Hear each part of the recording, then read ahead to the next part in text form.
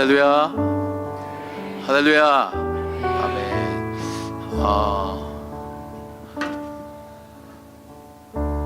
지금 전주가 축복성이 나오죠. 축복을 하려면 많은 성도님들, 모든 성도님이 안에 계셔야 되는데요. 죄송한데 집사님 밖에 나가셔서 밖에서 서성이시는 성도님들 안으로 들어오시라고 좀 알려주시겠어요? 고맙습니다.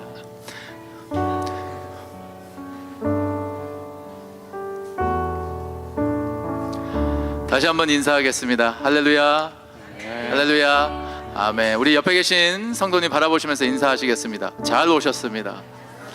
잘 오셨습니다. 손도 잡아주시고 안아주시고, 네, 잘 오셨습니다. 이 시간 축복할 텐데요. 당신은 하나님의 언약 안에 있는 축복의 통로, 당신을 통하여서 열방이 주께 돌아오게 되리. 이 시간 손을 뻗치셔서 옆에 계신 성도님들 축복하겠습니다. 당신은 하나님의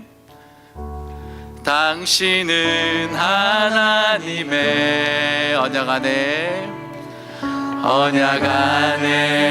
있는 축복의 통로, 당신을 통하여서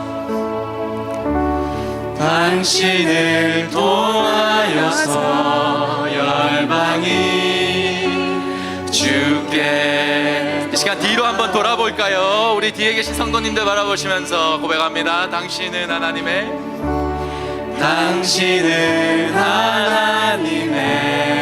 정말 잘 오셨습니다. 언약 안에 있는 축복의 통로, 당신을 통하여서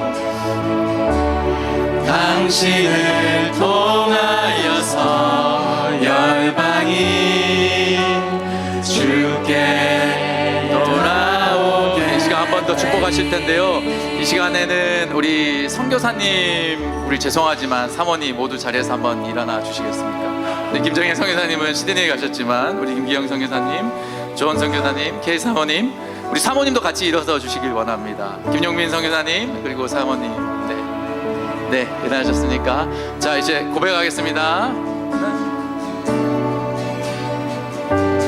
시간 손을 쭉 펴셔서 같이 축복하겠습니다. 당신 하나님의 언약 안에 있는 축복의 통로, 당신은 하나님의 언약 안에 있는 축복의 통로, 당신을 통하여서 열방이 주께 돌아오게 되리. 주께. 우리 큰 목소리로 한 번 더 고백합니다. 당신은 하나님의 언약 안에 있는 축복의 통로, 당신. 우리 담임 목사님도 일어나 주시죠. 언약 안에 있는 축복의 통로, 당신을 통하여서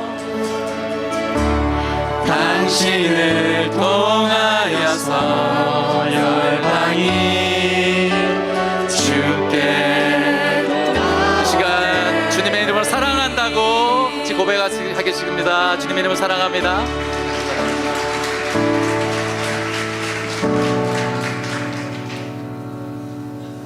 이 시간 다 같이 일어나셔서 문들아 머리들아 같이 고백하겠습니다.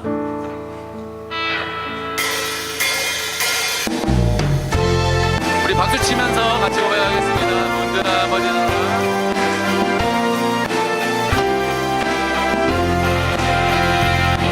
문들아 머리들어라. 들릴지어다 영원한 문들아, 영광의 왕 들어가시고, 영광의 왕 들어. 이 시간 한 번 더 고백합니다. 문들아 머리 들어라. 문들아 머리들어라. 들릴지어다 영원한 문들아, 영광의 왕 들어가시고, 영광의 왕 들어가신다. 아멘. 영광의 왕, 영광의 왕 되시려, 강한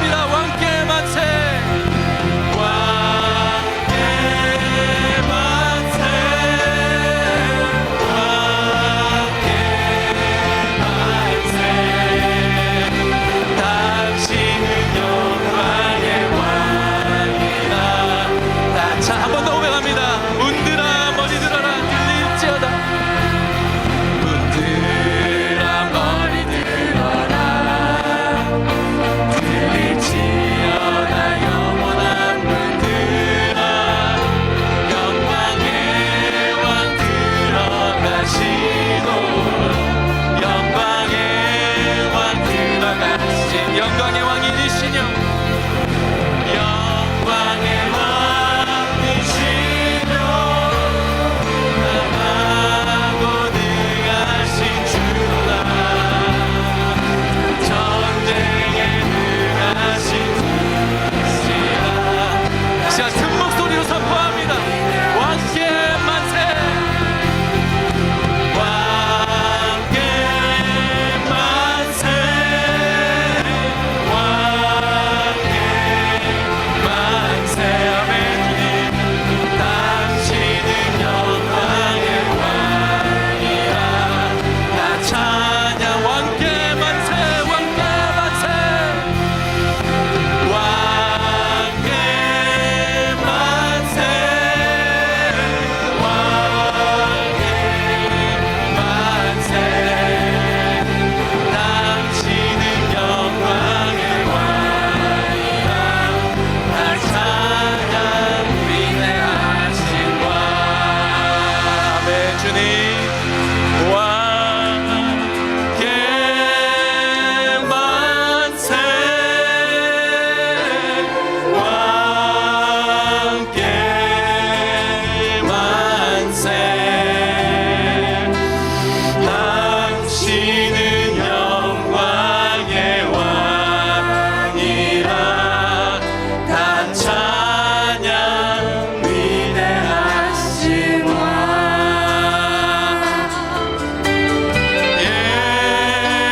예수 사랑합니다 주님 사랑합니다. 사랑합니다. 내 온 마음 다해서 주님을 사랑합니다. 오직 주님 한 분만. 오직 주님 한 분만 간절히 이 시간 한 번 더 고백할까요? 예수 사랑합니다. 예수님 사랑합니다. 예수 사랑합니다 주님 사랑합니다 온 마음 다하여 오직 주님 한 분만 간절히 너와 이 시간 한 번 더 큰 목소리로 고백합니다. 예수님 사랑합니다. 예수 사랑합니다 이 시간 주님, 내가 주님을 사랑합니다. 온 마음을 다해서 주님을 사랑합니다.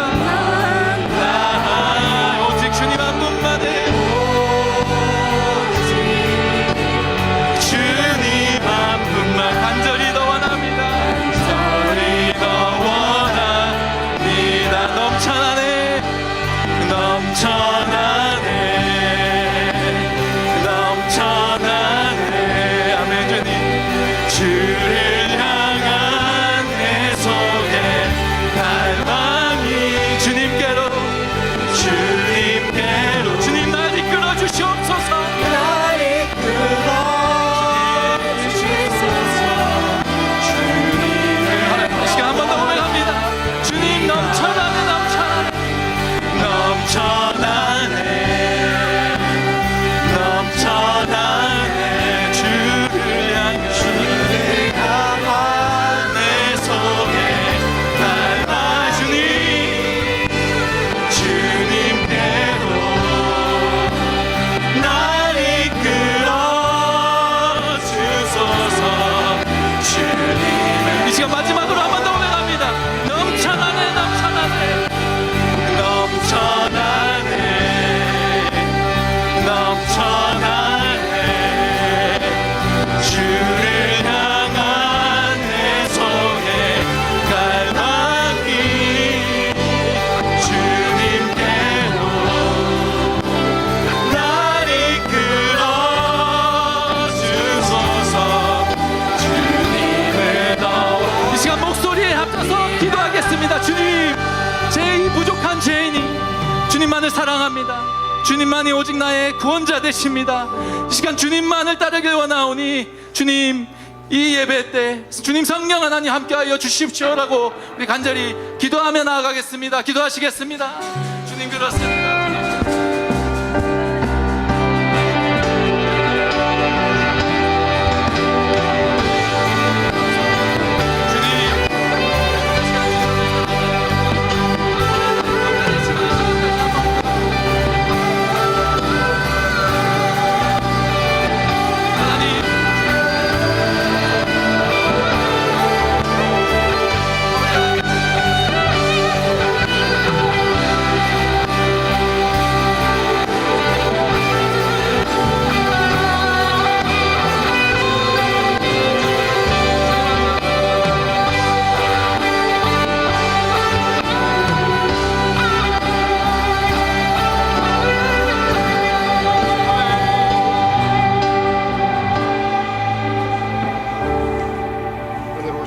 하나님 아버지, 하나님의 사랑과 은혜를 감사합니다.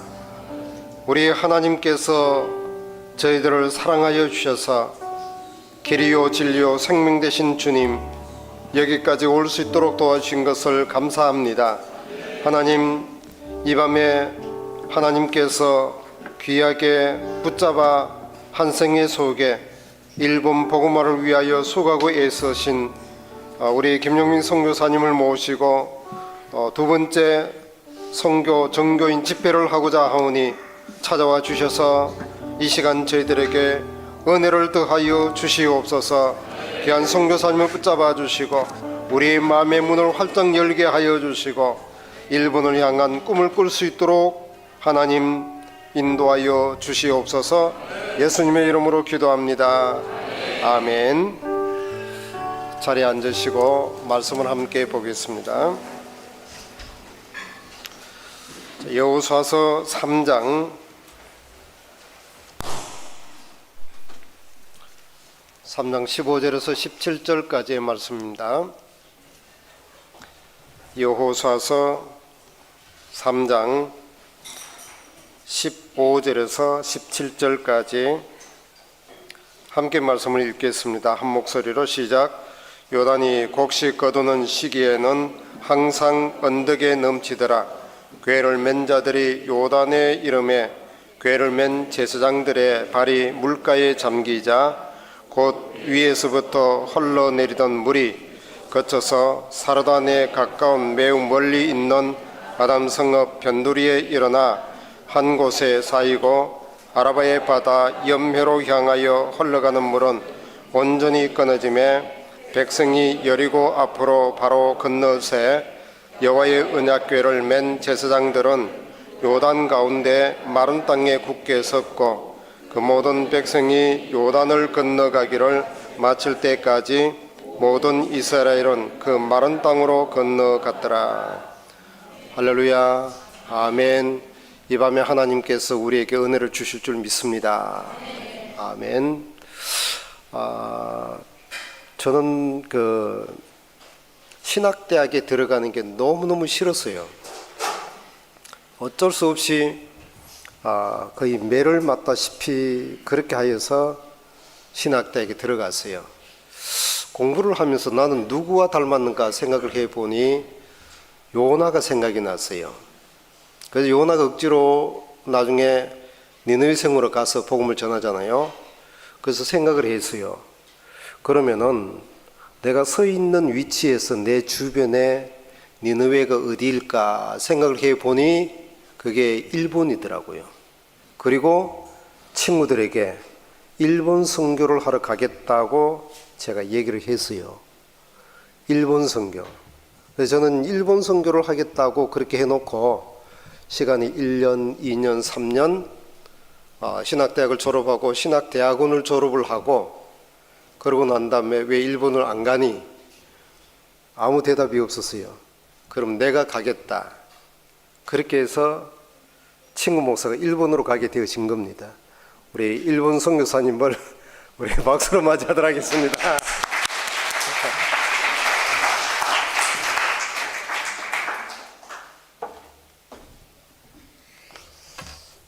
예, 제가 우리 김동지 목사님이 하신 말씀의 증인입니다. 그 옛날 그 스케치북 있죠? 그게 일본 국기를 그리고 일본 지도를 들고 다니면서 정말 일본을 위해서 살 것처럼 그렇게 하셨는데 저희 일본을 위해서 지금 열심히 후원하고 계십니다. 정말 귀한 자리에 불러주시고 세워주셔서 감사를 드립니다. 저 3시에 이제 말씀을 들으면서 덜컥 겁이 납니다. 저렇게 능력의 종이 말씀을 전하시는데 나는 혹시 찬물을 확 끼얹는 게 아닌가, 이런 두려움 가운데 서게 되었습니다. 제가 이제 2001년도에 선교사로 이제 가기 직전에 울산에 있는 한 교회를 방문했습니다. 예배를 마치고 난 다음에 담임 목사님이 이제 한 분을 소개해 주시는 거예요. 이분은 모 대기업, 울산에 있는 모 대기업이 어딘지 알겠죠? 그 모 대기업의 그 이사이시고 인도의 지사장으로 근무한 경력이 있는 그런 분이라고 소개를 해 주었습니다. 인사를 하면서 이 분이 뭐라고 말씀하시냐면, 아니 일본에도 선교사가 필요합니까? 이러시는 거예요. 아니 대기업 이사까지 지내시고 또 해외에서 근무를 하신 분이 타문화에 대한 이해가 전혀 없다는 게 저에게는 사실 엄청난 충격이었습니다. 근데 많은 분들 만나면 만날수록 느껴지는 게 뭐냐면은 일본을 왜 가지? 하는 의문을 가지고 있었어요. 그러고 난 다음에 세월이 지나고 난 다음에 작년에 제가 이제 한국에 나갈 일이 있어가지고 많은 목사님들을 만났는데 그 중에 어떤 목사님은 상당히 이제 의식이 있는 분이라고 스스로 생각하는 분이셨어요. 저를 만나자마자 하시는 얘기가 뭐냐면, 아니 선교지가 많은데 선교사가 필요한 데 가지 않아야 하시고 왜 일본에 가셨죠? 이러시는 거예요. 사실 저로서는 이제 잠깐만요. 일본이 지금 이렇게 천단이 되지 못해가지고 잘 이렇게 못합니다. 일본 살다 보면.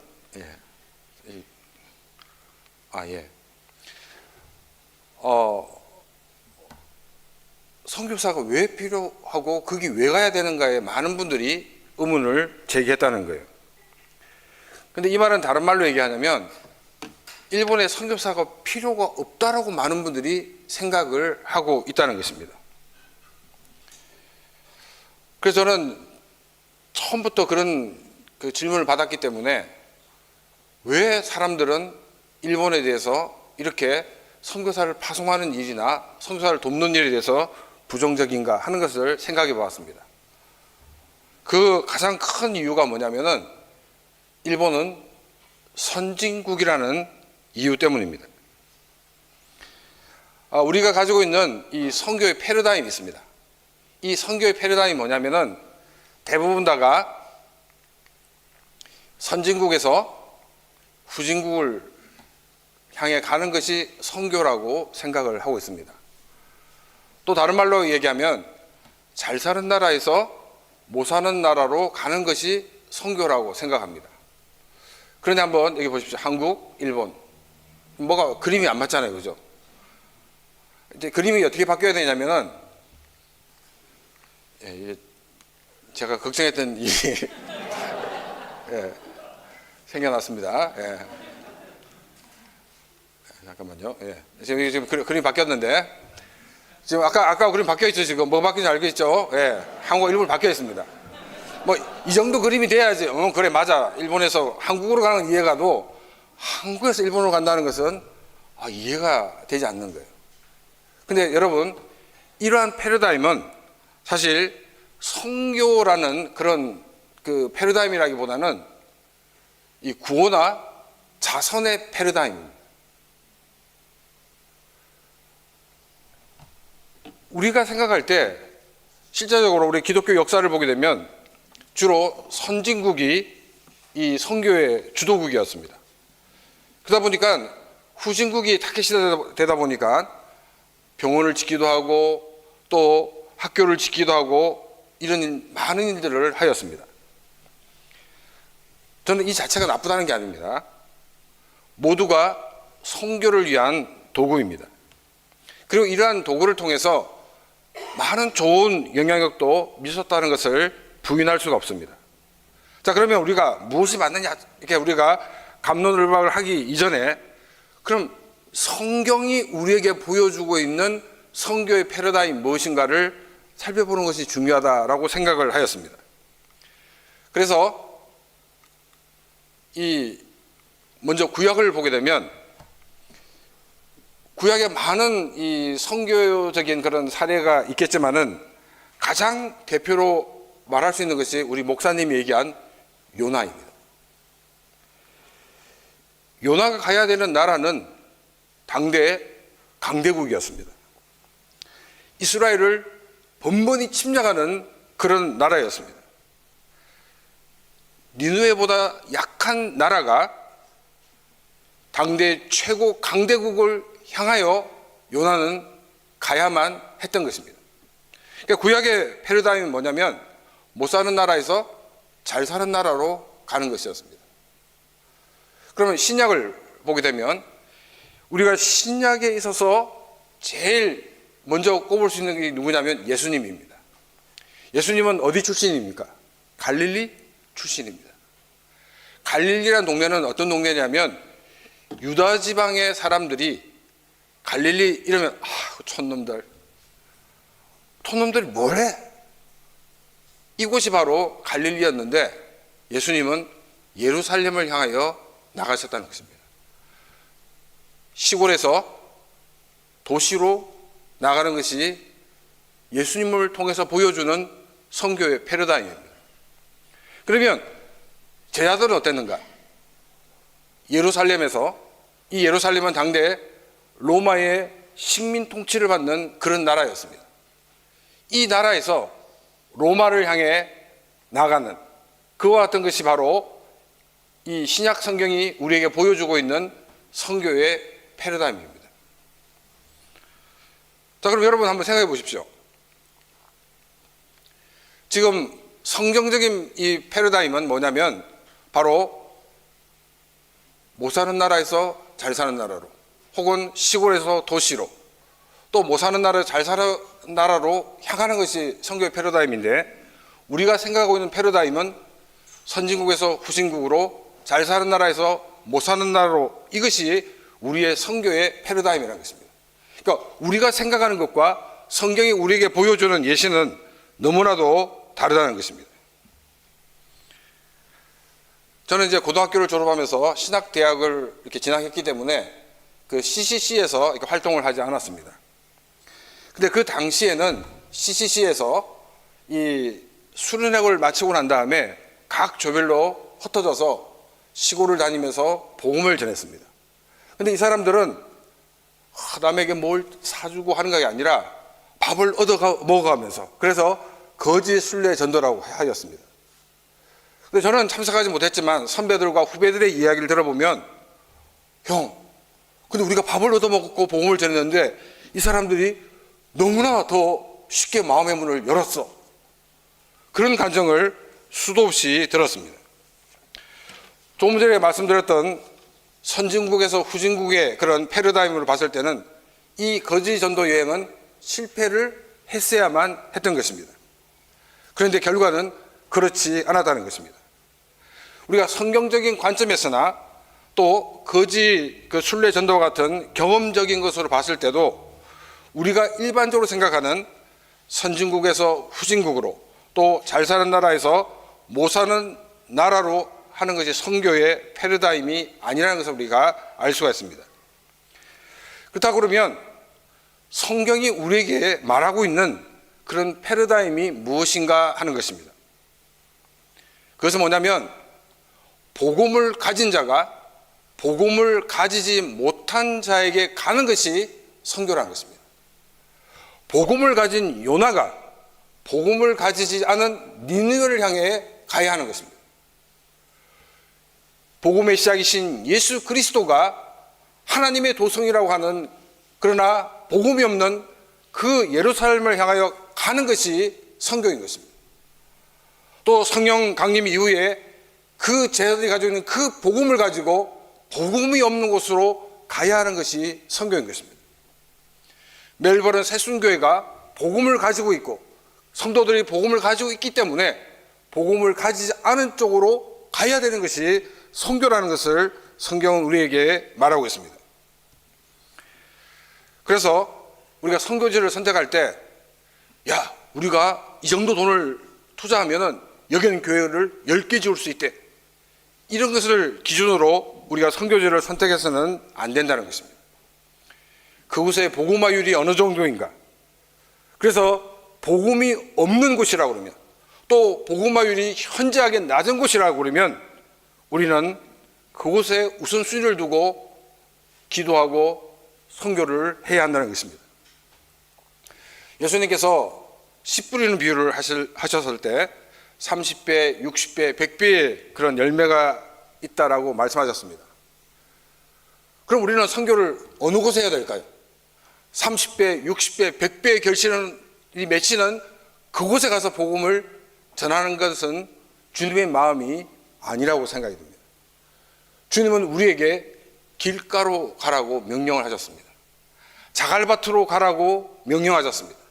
가시덤불이 있는 곳으로 가라고 말씀하셨습니다. 왜냐하면 그곳에는 복음이 없기 때문입니다. 우리는 주님이 가라는 곳에 가야 됩니다. 여기가 열매가 더 많이 있는데요. 더 많이 거둘 수 있는데요. 그러나 주님은 그곳만이 아니라 전혀 열매가 맺히지 않는 그곳을 향해서도 나가서 복음을 전하라고 우리에게 말씀을 하셨다는 것입니다. 그래서 우리가 열매가 얼마나 맺히느냐 이것을 가지고 타겟을 정하는 것이 아니라 주님이 가라는 곳에 가야 하는 것입니다. 주님이 가라는 곳은 다른 곳이 아니라 복음이 없는 곳입니다. 자, 그런데 우리가 이 복음의 씨를 뿌리는 가운데 길가에 씨를 뿌리면 당장 열매가 나지 않습니다. 주님 뿌리라고 했으니까 아무 생각 없이 계속 뿌린다. 그것은 사명자의 모습이 아닙니다. 내가 지금 간 곳이 길가라고 그러면 그 길가를 우리는 갈아엎고 그곳에 양분을 주고 옥토가 되도록 해야 하는 것입니다. 자갈밭이라고 그러면 그 자갈을 다 골라내고 그곳이 옥토가 되게 해야 됩니다. 가시덤불이라고 그러면 그 땅 깊숙이 뿌리 박혀 있는 그 가시덤불의 뿌리를 다 뽑고 그곳이 옥토가 되게 해야 됩니다. 그러면 길가를, 자갈밭을, 가시덤불을 옥토가 되게 하려고 그러면 어떨까요? 많은 시간이 투자되고 또 많은 인력이 투자돼야 됩니다.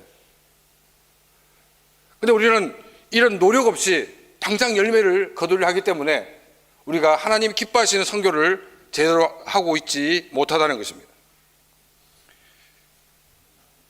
땅을 일구고 옥토를 만들기까지는 열매가 생기지 않습니다. 우리는 이것을 위해서 더 많이 기도해야 되고 더 많은 투자를 해야 되는 것입니다. 그런데 대부분은 몇 년 해보니까 거기는 열매가 없어. 열매가 없으니까 재미가 없어 하고 철수하는 경우가 많이 있는 것을 우리는 보게 됩니다. 우리는 한 지역의 복음화를 위해서는 엄청난 많은 시간이 투자돼야 되고 또 많은 물질이 투자돼야 되고 또 많은 인력이 투자가 되어야 한다는 것입니다. 그래야지 그곳이 옥토로 바뀌고 그곳에서 열매를 맺을 수가 있게 된다는 것입니다. 여러분, 여기가 지금 일본인데 일본의 기독교 인구 비율은 몇 퍼센트냐면 먼저 한반도 2배이고 종종 방송사고 나야지. 그리고 인구는 1억 3천만입니다. 이제 나왔습니다. 인구가 1% 미만입니다. 여러분, 일본이 국교가 있는 게 아닙니다. 불교가 국교고 이슬람이 국교가 아니라 일본은 종교의 자유가 있는 나라입니다. 그럼에도 불구하고 이 기독교 인구가 1% 미만이라는 것입니다. 근데 1% 미만이라고 생각할 때 우리는 우리 개신교만 1% 미만이라고 생각하는데 그게 아니라 우리 개신교, 천주교를 다 합치고 거기에다 이단인 여호와의 증인과 통일교를 다 합친 수가 1% 미만이라는 것입니다. 그래서 0.33%만이 진정한 복음을 아는 크리스찬이라고 사람들은 말하고 있습니다. 그러니까 0.33%면 1억 3천에 30만 정도밖에 되지 않습니다. 그러니까 30만 정도가 주님을 알고 주님의 자녀로 살아가고 있다는 것입니다. 일본이 우리하고 한국보다 먼저 기독교가 들어왔습니다. 1549년에 예수회 소속 자비에르 신부가 처음 일본에 상륙하면서 일본이 기독교 복음을 듣게 되었습니다. 그런데 이 천주교는 사실 말씀의 종교가 아니고 예식의 종교다 보니까 핍박이 있으면서 그 일본 안에서 기독교가 변질되어 버리고 말았습니다. 개신교는 1859년에 우리 한국보다 26년 먼저 복음이 우리 개신교가 들어갔습니다. 근데 우리 한국의 이 선교사님들은 굉장히 복음적인 분이었어요. 근데 일본에 들어간 선교사들은 자유주의 신학자들이 대부분 들어갔어요. 그러니까 처음부터 일본은 복음을 몰랐다는 거예요. 한 선교사님이 일본 교회를 이렇게 다니고 있었는데 처음에는 일본어를 모르니까 무슨 말인지 몰랐어요. 같이 찬양하고 했는데 일본어를 공부를 하다 보니까 목사님 설교가 조금 이상한 거예요. 조금 이상한 이유가 내가 일본어를 몰라서 그렇겠지 생각하고 더 열심히 일본어 공부를 했는데 아니 갈수록 더 이상한 거예요. 일본어를 알면 알수록 이 목사님 설교가 이해가 되지 않는 거예요. 그래서 목사님께 물어봤습니다. 목사님, 지금 목사님 설교를 들으니까 이상한데 목사님은 성경이 하나님 말씀인 것을 믿습니까? 안 믿는데요. 왜냐하면 자유주의 신학의 영향이 컸기 때문입니다. 또 어떤 교회를 가면 어떻게 하냐면 지도를 막 나눠주는 거예요. 성도들에게. 여러분 그 지도 보면 빨간색 칠한 그 길 있죠? 그 길은 다니면 안 됩니다. 이러는 거예요. 극단적인 또 신비주의에 빠져있는 그런 교회들도 많이 있습니다. 왜냐하면 복음이 없기 때문입니다. 이 미야자키라는 곳에서 그 신앙생활을 하다가 이제 직장 문제 때문에 후쿠오카로 이사 온 분이 전화번호 책을 찾다가 저희 교회를 보고 저희 교회를 방문하게 되었습니다. 이제 예배를 마치고 난 다음에 식사를 하면서 이런저런 얘기를 하다가 제가 교회는 하나님의 말씀을 가르치면 그것이 교회의 사명이고 또 하나님의 말씀을 전하는 게 교회의 사명이 아니겠습니까? 라고 얘기하니까 이분이 막 눈물을 흘리시는 거예요. 그러면서 하는 얘기가 뭐냐면 자기들이 17년 동안 신앙생활을 했지만은 성경을 읽어도 무슨 말인지를 모르겠다는 거예요. 그래서 하나님 이번에 교회를 옮기게 되면 성경을 가르치는 교회에 인도해 주십시오라고 기도했는데 자신의 기도가 응답되었다라며 눈물을 흘렸습니다. 이분이 성경 공부를 하면서 저에게 얘기합니다. 자기는 구원받았다는 게 뭔지를 몰랐다는 거예요. 그러나 성경 공부를 하면서 예수를 믿는 게 무엇인지 또 구원받은 게 무엇인지를 알게 되었다라고 고백을 하였습니다. 그런데 이제 이분이 성경 공부를 마칠 그 무렵에 또 처음 교회에 와서 성경 공부를 했던 자매가 이게 성경 공부를 마칠 것 같은 시기가 되었습니다. 저희 교회는 이제 성경 공부를 마치면 자신들이 이렇게 그 신앙 고백을 하고 세례를 받게 됩니다. 17일 동안 신앙생활 하신 분이 뭐라고 얘기하냐면 목사님 저희 부부에게도 세례를 주십시오 이러는 거예요. 아니 세례 받지 않았냐고.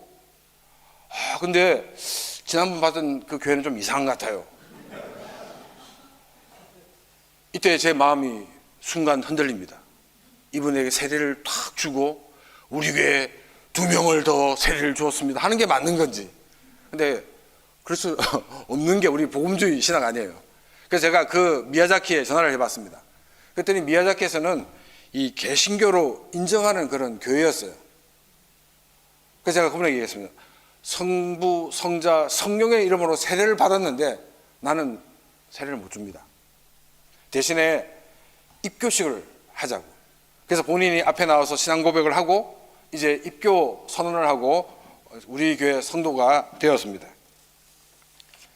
그분 하시는 얘기가 뭐냐면 많은 일본의 성도들이 자기가 똑같다는 거예요. 교회를 다니고 있어도 왜 예수를 믿는 건지도 모르고 구원을 받았다는 건지도 모르고 그렇게 신앙생활을 하고 있다는 거예요. 물론 그분의 그 말이 전체 일본 교회를 평가할 수 없지만 그러나 많은 교회들이 복음을 모르는 가운데 있었다는 거예요. 그래서 성경적인 패러다임은 바로 복음을 가진 쪽에서 복음을 가지지 않은 쪽으로 가는 것이 선교라고 말씀을 드렸습니다. 복음을 가진 우리 크리스찬들이, 복음을 가진 멜버른 새순교회 성도들이 복음을 가지지 않은 일본이나 복음을 가지지 않은 다른 세계에 복음을 전해야 되는 사명이 우리에게 있다는 것입니다. 그래서 일본만이 아니라 정말로 복음이 없다고 그러면 그곳이 어디든지 선교사를 파송하는 사명을 가진 것이 바로 우리 크리스찬의 사명인 것입니다. 일본을 선교사의 무덤이라고 얘기합니다. 왜 이런 말을 하겠습니까? 일본의 오랜 역사 속에서 형성된 그 문화, 이 문화 때문에 사실 선교의 열매가 맺히지 않기 때문에 생겨난 말입니다. 여러분, 열매가 맺히지 않으면 누가 먼저 지칠까요? 선교사입니다. 열매가 많이 맺히면 막 몸이 힘들어도 막 할 수 있어요. 막 힘이 나요. 그런데 내가 정말로 죽으라고 힘을 다해 노력했는데 열매가 없으면 오히려 더 다운되는 것은 선교사입니다. 그런데 선교사를 더 다운시키게 만드는 것은 후원하는 교회입니다. 아, 일본 재미없어. 다른 데로 옮겨. 사실 이제 이 한일 문제가 한 번씩 터지잖아요. 터질 때마다 선교사들은, 일본 선교사들은 가슴이 조마조마합니다. 아, 이번에 또 몇 교회가 끊어질까? 물론 뭐 이렇게 의도적으로 한 건 아니겠지만, 근데 너무나 지나치게 우연히 일치되는 경우가 많이 있기 때문에 선교사님들이 막 불안해합니다.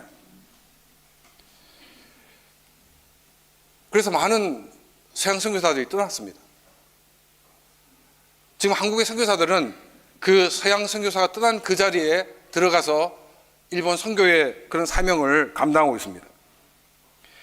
여러분들 기도하실 때 정말 이 한국의 선교사들이 서양 선교사들이 했던 그런 잘못을 반복하지 않고 하나님의 말씀을 바로 가르쳐서 일본의 무너진 재단들이 회복되어지고, 그래서 일본 교회가 회복되어짐으로 말미암아 일본이 복음화되어지는 그런 귀한 일이 있도록 기도를 해 주시기 바랍니다.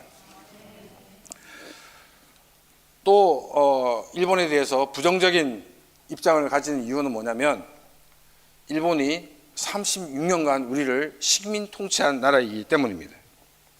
우리가 지금 호주에 살고 있지만 우리도, 우리 속에는 끈끈한 이 한국인의 피가 흐르고 있습니다. 여러분, 멜버른에 살면서 호주 시민권자도 많이 있는 줄 압니다. 그럼 한일전 하면 여러분 누구 편 듭니까? 한국 편 들죠. 그리고 호주하고 한국하고 시합하면 누구 편 듭니까? 호주 이겨라 이럽니까? 여러분들 그 호주 정부에서 좀 세금을 많이 매겨야 됩니다. 호주 시민권이면서 한국을 응원하는 그런 게 우리 모습이에요. 그 때문에 이 한일 문제에 대해서는 특히 더 예민하게 됩니다.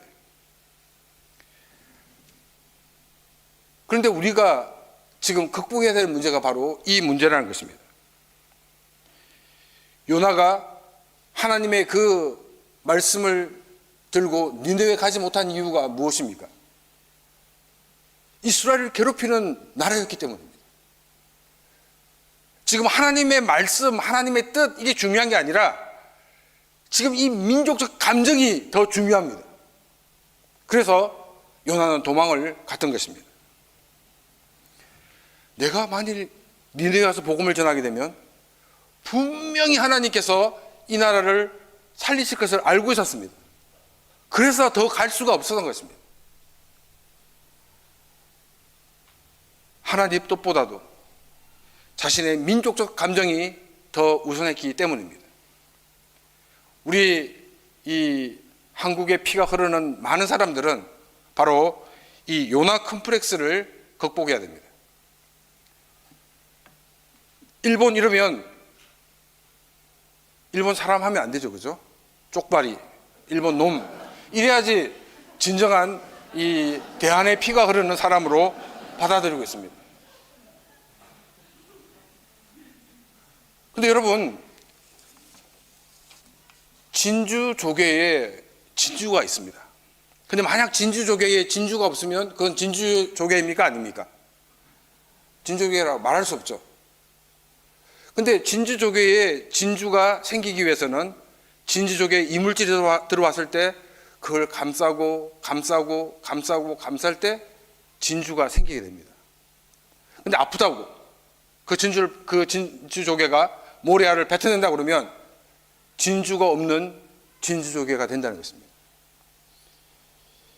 일본은 우리 한국계 모든 동포들에게 또 한국에 살고 있는 또 많은 우리 크리스찬들에게 있어서는 진주와 같은 존재입니다.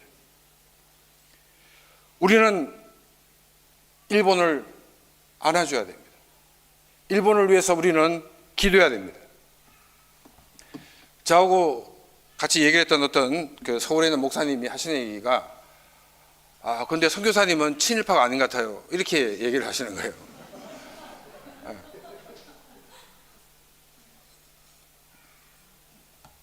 저는 뭐 이렇게 일본에 대한 사대주의가 절대 없습니다. 그렇다고 저희 집안이 뭐 독립운동을 한 집안도 아닙니다. 그런 마음이 있지만은 그러나 하나님이 일본인을 향하여 사랑하는 마음이 있기 때문에 막 속에서는 쪽발이 일본 놈들 이런 마음이 솟아나더라도 주기도문에서 우리가 우리의 죄를 용서해 준 것처럼 우리의 죄를 사해달라는 그 기도를 하면서 우리는 일본을 품고 또 품어줘야 되는 것입니다. 이렇게 할 때 우리 한국계의 모든 동포들을 교회나 또 우리 한국의 교회나 아름다운 진주를 맺을 수가 있기 때문입니다. 우리는 이제까지 민족적인 감정을 다 내려놓고 하나님의 마음을 가지고 세계를 품는 그런 그리스도인들이 되시기를 바랍니다. 저는 이제 선교를 하면서 하나님께서 저를 통해서 정말 일본의 복음화를 위해 사용되고 있지만은 저는 정말 하나님이 나에게 베풀어 주신 은혜가 너무나 크다 하는 것을 느끼고 있습니다.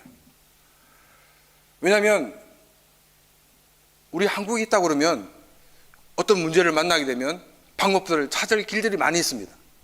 도와줄 사람들도 많이 있습니다. 그런데 일본에는 도와줄 사람이 없습니다. 그러다 보니까 내가 하나님 앞에서 무릎 꿇고 기도한 것밖에 없었습니다.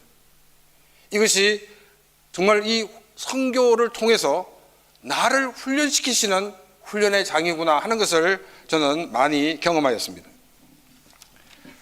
많은 분들이 저에게 지금 이제 선교사로 온 지 지금 4년이 되고 있는데 왜 언제 선교사로 헌신하게 되었습니까? 이런 질문을 많이 하고 있습니다. 이런 질문은 뭐가 같았냐면 제가 지금 이제 61인데 목사님, 사모님하고 언제 만나셨습니까? 또 혹은 신혼여행 어디 갔다 오셨습니까? 하는 질문과 똑같은 질문이에요. 그럼에도 불구하고 제가 말씀드리는 건 뭐냐면은 저는 사실 일본을 놀러를 많이 갔었습니다. 근데 저희 제가 섬겼던 교회 담임 목사님이 뭐라고 말씀하시냐면 청년들 데리고 일본에 한번 갔다 오라는 거예요. 그래서 갔다 왔어요. 그런데 그렇게 친절하던 일본인들이 예수란 말만 나오고 교회란 말만 나오면은 인상이 굳어지는 거예요.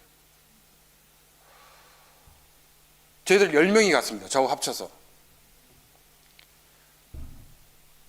그런데 저는 돌아와서 설교를 하러 앞에 서면은 그 일본인들 얼굴이 떠오르는 거예요.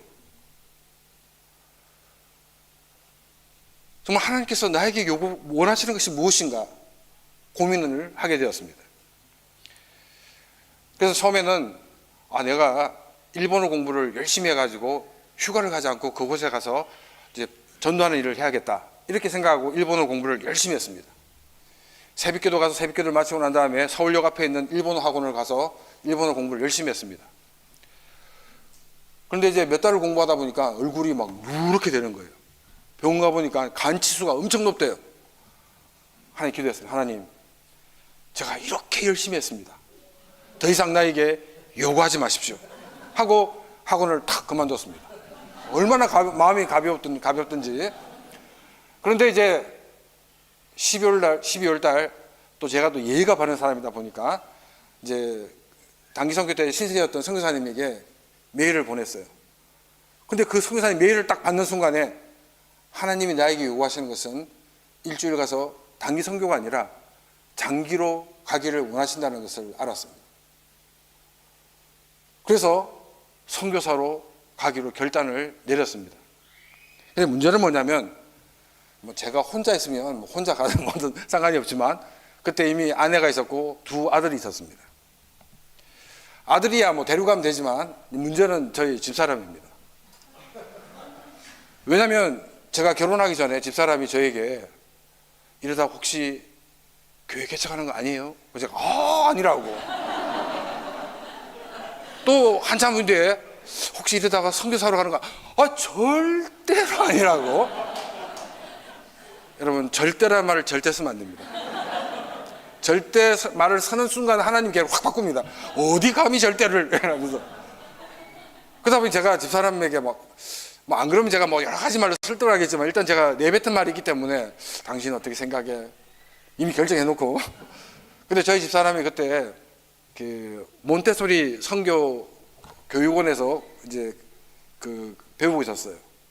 근데 마지막 일주일 동안 원장님의 그 부흥회가 있었습니다.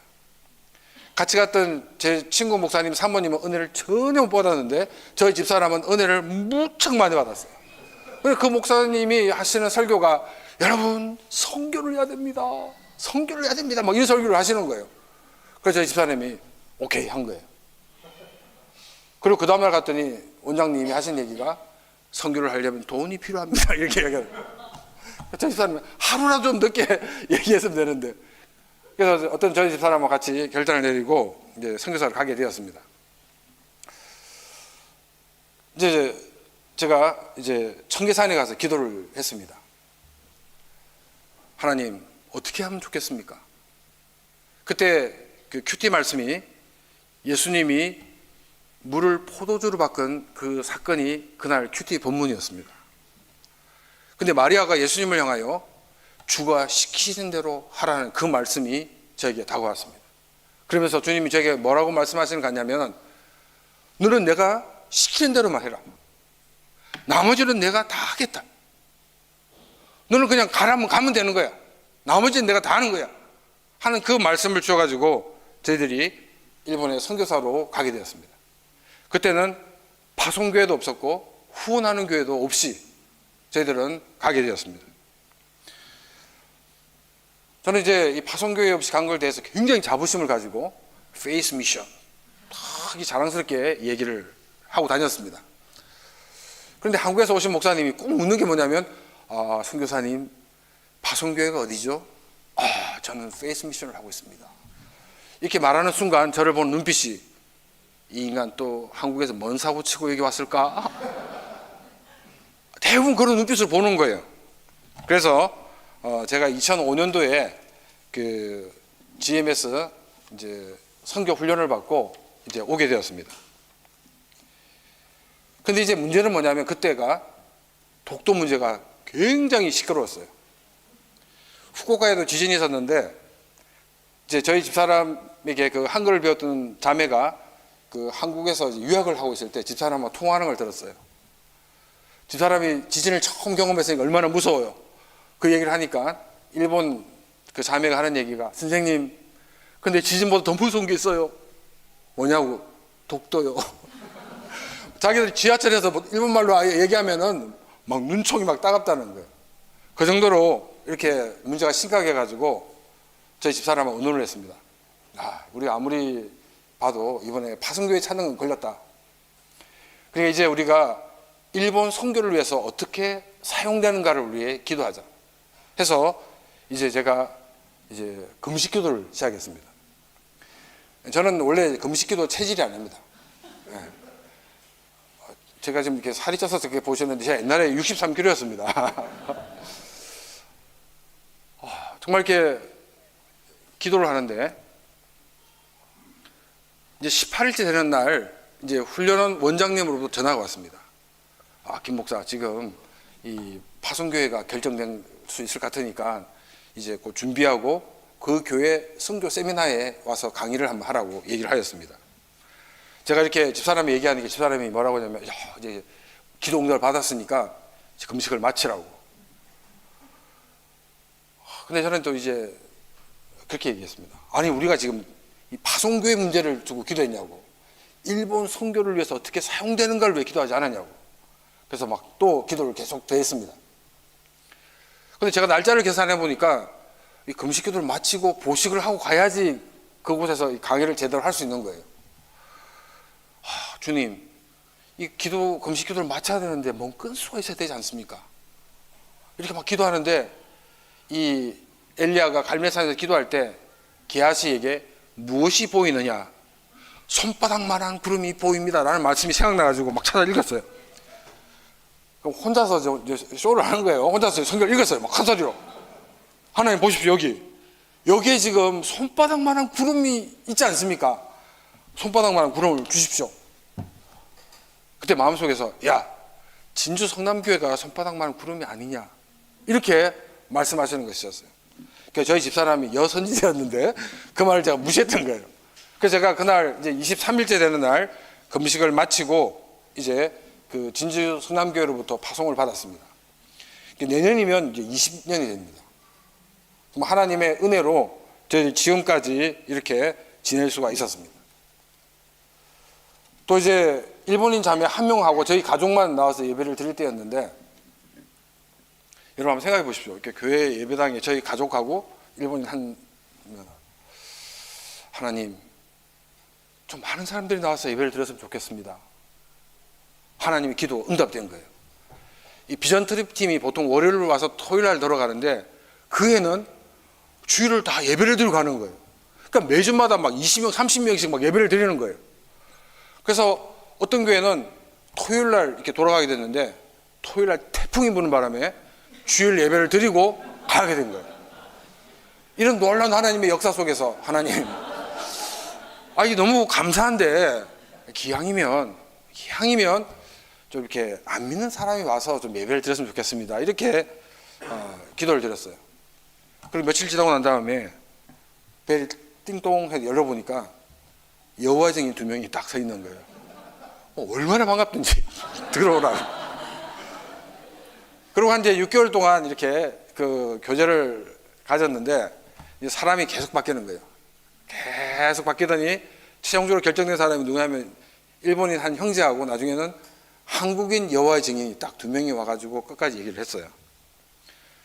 그리고 이제 저한테 우리 3일째 비판하는 그 팜플렛을 주면서 뭐 읽어보라 해가지고 제가 그걸 다 읽고 그 사람들이 준 팜플렛을 비판을 했습니다. 지금 당신들이 말하고 있는 우리 기독교는, 당신이 말하고 있는 이 양태론 단일신론이 우리 기독교가 아니다. 우리는 이 삼일체 이론은 Three persons and one substance 해서 막 삼일체를 막 설명을 했어요. 그랬더니 이미 여호와의 증인이 처음 그런 말을 들었다는 거예요. 그 저보고 공부를 좀 더 해보라고. 그래서 공부 내가 7년 동안 신학 공부했는데 열심히 했다고 내가. 그랬더니 그 다음 주에 이 사람이 연락이 안 되는 거예요. 막 전화도 안 받아요. 여호와의 증인들은 보통 이제 개신교 목사들 만나고 하다가 개신교 목사가 당신들 가라고, 어디 이단들 이러면은 그걸 자기들은 명예로운 훈장으로 생각합니다. 근데 훈장이 저 때문에 떨어지는 거예요. 그리고 몇 년이 한 1, 2년 지나고 난 다음에 또 벨 소리가 문을 열어보니까 또 여호와의 증인 또 와 있는 거예요. 근데 이건 다른 팀이에요. 그래서 제가 당신들 괜히 또 어중간하게 만나고 안 오려고 그러면 오지 마라고. 당신은 본부에 가가지고 이런 사람을 만나려고 하는데 되겠느냐고 물어보고 확인 받고 오라고. 그랬더니 왔어요. 그리고 계속 이제 교제를 나누는 가운데 제가 앞에 팀에 대해서 어떤 마음이 가슴이 아팠냐면은 이 사람들에게 예수 그리스도가 하나님이시고 구원자이신 걸 제가 제대로 전하지 못했어요. 삼일체로는 제가 확 그냥 깨버렸지만 그게 제일 가슴이 아팠는데, 제가 이 팀에게는 계속 가지고 있는 소망이 뭐냐면 예수 그리스도가 구원자이시고 하나님이신 것을 전하기를 계속 기도하고 있었어요. 한 번은 이제 이 사람들이 저에게 비디오를 보여주는데 창조론 비디오를 막 보여주고 있는 거예요. 나 믿는다고. 거의 내가 창조론을 믿는다는 그 말에 깜짝 놀라는 거예요. 왜냐면 자기가 만났던 일본인 목사님 중에서는 창조론을 안 믿는 목사님들이 있었다는 거예요. 그러고 난 다음 제가 이제 얘기할 차례가 돼가지고 일본어 여호와의 증인 성경, 영어 여호와의 증인 성경, 그리고 우리 개신교에서 만든 일본어 성경, 또 개신교에서 만든 우리 영어 성경을 4개를 이렇게 대조해가지고 그걸 쭉 읽어 내려가면 예수 그리스도가 하나님이시고 예수 그리스도가 구원자이신 것을 알게 되는 그런 그 구조로 제가 이렇게 그걸 설명을 했어요. 그래서 그 사람들이 굉장히 많이 이렇게 도전이 됐다고. 다음 주에 만나서 한번 얘기하자 하고서는 다음 주에 와서는 우리가 아무래도 평생을 그으니까 당분간 만나지 말고 서로 필요하게 되면 그때 전화해서 만나자 이렇게 하고 헤어졌습니다.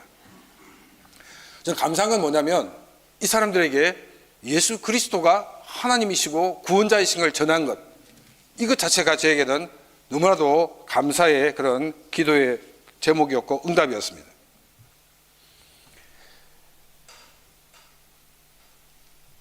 또 저희들이 아이들이 대학에 진학할 때 큰아이가 도쿄 쪽으로 가게 되었습니다. 일본에서 도쿄 쪽으로 간다 그러면 적어도 이렇게 사장님 이상 되는 사람들이 보낼 수 있습니다. 근데 우리가 후원금을 받고 있는 우리들이 어떻게 보낼 수 있겠습니까? 하나님 기도했습니다. 우리가 어릴 때부터 배웠던 그 기도 방법. 하나님이 책임져야 되지 않습니까? 아니 하나님 일본 보내놓고 우리 애들 지금 동료 가는데 돈이 없어도 되겠습니까? 막 이렇게 막 기도했어요. 그리고 그날 큐티 본문이 어떤 본문이었냐면 시편 123편 1절에서 4절 말씀입니다. 특히 2절 말씀. 상전의 손을 바라보는 종들의 눈같이 여종의 손을 바라보는 여종의 눈같이 우리의 눈이 여호와 하나님 우리 하나님을 바라보며 우리에게 은혜 베풀어 주기를 기다리나이다. 이 말씀을 통해서 너는 종이야. 종 주제에 무슨 소리야? 그러면서 예수님이 하신 말씀도 생각났습니다. 종이 밖에 나가서 뼈가 부서지도록 일을 하고 난 다음에 집에 와서 어떡합니까? 주인님 밥 가져오세요 이렇게 합니까? 아이고 주인님 또 제가 할 일이 무엇입니까? 이게 종인 거예요. 그리고는 주인이 그래 너희 가서 네 애들 밥 줘라 밥 먹여줘 이러면 그걸 바꿔다 가지고 아이에게 밥을 먹여주는 게 종의 모습입니다. 그런데 어디 감히 종이 하나님을 향해서 하나님이 책임져야 되지 않습니까? 얼마나 건방진 표현입니까? 저는 이 말씀을 보면서 정말 눈물을 흘렸습니다. 하나님 정말 죄송합니다. 제가 이제까지 너무나도 잘못 알고 있었고 잘못 배웠습니다. 저는 종입니다. 정말 주님의 손만 바라봅니다. 이렇게 했을 때 하나님은 저희 아들이 공부할 수 있는 여러 가지 길들과 많은 길을 열어주셔가지고 큰아이가 대학원까지 다 마쳤습니다. 우리가 기도할 때 정말 우리는 제가 기도했던 그 잘못을 비슷하게 반복하는 분들도 많이 있을 줄 압니다. 우리는 하나님의 손을 바라보는 여종의 손을 바라보는 그 여종의 심정을 가지고 하나님 앞에 서야 한다는 것입니다. 주인이 주면 받는 것이고 안 주면 못 받는 것이 종의 모습입니다. 나도 모르게 내가 하나님이 되어서 하나님 보고 이래라 저래라라는 그 나의 모습, 이러면서도 강대상에 서서는 하나님 말씀에 복종해야 된다고 하나님의 그 뜻대로 살아야 된다고 말하는 저의 그런 모습을 보며 너무나도 가슴이 아팠습니다.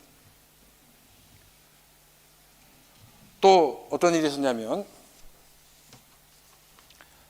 이제 제가 처음 개척을 하게 됐을 때 일본 목사님이 저에게 뭐라고 말씀하시냐면 이제 어디서 예배를 드릴 것이냐라고 물었을 때 저희 아파트에서 예배를 드립니다. 제가 이렇게 얘기했을 때 이 일본 목사님이 일본인들은 물건을 살 때 물건만 사는 게 아니라 분위기를 같이 삽니다. 이렇게 얘기하시는 거예요. 이게 무슨 뜻인지 이해가시죠? 그죠? 교회를 할 때 좀 교회 비스무리하게 이렇게 만들어 가지고 해야지 이렇게 아파트에서 한다고 되는 게 아니에요. 이 말을 이분이 아주 점잖게 돌려서 얘기를 하신 거예요. 그래서 저희들이 이제 그때부터 헌금을 모았습니다. 그래서 2008년도가 되었을 때 한 돈 5천만 원 정도가 모이게 되었습니다. 5천만 원 그러면 이렇게 크지 않은 돈이라고 생각할 수 있지만 저희 이제 교회 입장에서는 굉장히 큰 돈입니다. 근데 그 중에서 한 3분의 2는 저희 아내인 최상욱 선교사가 한글 교실을 통해서 번 돈을 이렇게 헌금한 것이고, 또 3분의 1은 이제 비전 트립이나 단기 선교 온 교회들이 헌금한 그 헌금을 가지고 이렇게 모은 돈이 한 5천만 원이었습니다. 근데 5천만 원 가지고 뭘 하겠습니까? 교회 임대도 할 수 없고, 임대를 하더라도 1년 이상 버틸 수 없는, 그렇다고 그걸 가지고 건물을 살 수도 없는 그런 돈이었습니다. 근데 우연히 이렇게 보니까 이 법원에서 경매하는 경매 물건이 있는 거예요. 근데 그 스타트 가격이 한국 돈으로 한 1,200만 원이 스타트 가격이에요. 그러면 내가 참여할 수 있잖아요. 근데 이제 문제는 뭐냐면 땅이 66평인데 그 66평 그 땅 가운데 집이 건물이 하나 덜렁 있는데 건물 주인과 땅 주인이 다른 거예요. 경매에 나온 건 땅만 나온 거예요.